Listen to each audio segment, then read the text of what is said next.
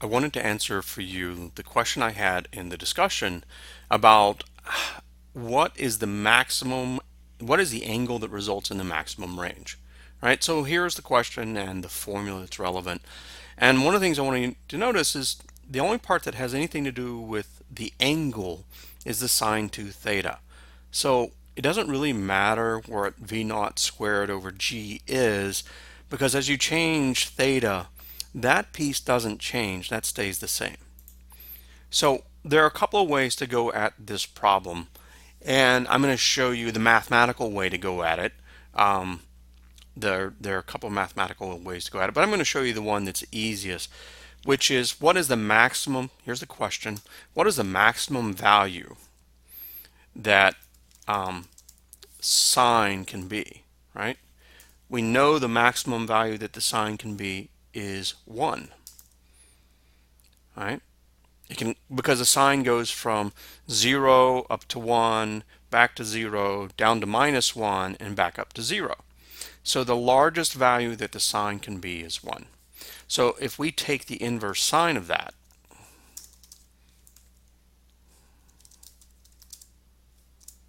oh, yes, sine -1 of 1, right? What's the inverse sine of 1? Well, you can do this with your calculator. If you happen to know it, it's great. The inverse sine of 1 is 90 degrees. All right, so now we know 2 theta equals the inverse sine of 1 equals 90 degrees. So theta, we just divide both sides by 2, and we get theta is 45 degrees. That's the first way to go at this. To use some of the basic principles of math, use the facts that you might know or should know about sine, that the sine maximizes at 1, and take the inverse sine of 1 to get 90 degrees, then divide both sides by 2 to get, when theta equals 45 degrees, you're at the maximum angle. Another way to go at this, which is perfectly valid from a computational standpoint, is to use Excel. So I've got an angle, right? I'm going to let this angle go from 0, 1, 2. I made the font kind of big, so this is going to go on for a while here. Let's see, we need 90 of these.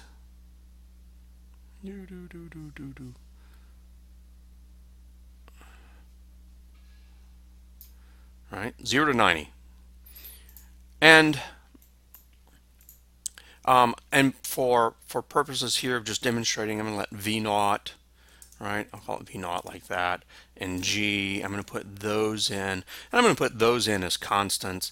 And the other thing I need to do is I need to convert the angle to radians. The reason I need to do that is that Excel uses radians, right? And then I'm over here, I'm going to calculate the range. So let's stick in, okay, let's stick in for the V naught, I don't really care what it is, it's 10, 9.8 for G, angle in radians is radians of the angle, right? I want this equal to that. And the reason I'm doing that is so that later I can change them all without any problem. Oh, not rand, radians. Okay, so, and then the range is V naught squared divided by G times the sine of 2 times the angle. Copy that. Now I can just take all these cells, because of the way I've set them up. I can go down here. If I can use my mouse correctly, I can paste all that in. And so we now have the range at every angle between 0 and 90. Right? And so if we look at that, right? If we look at that as we go along, it's getting larger and larger and larger. 8, 9, 10, right? 8, 9, 10. Whoop, started heading down. 10.2, right at 45 degrees. All right?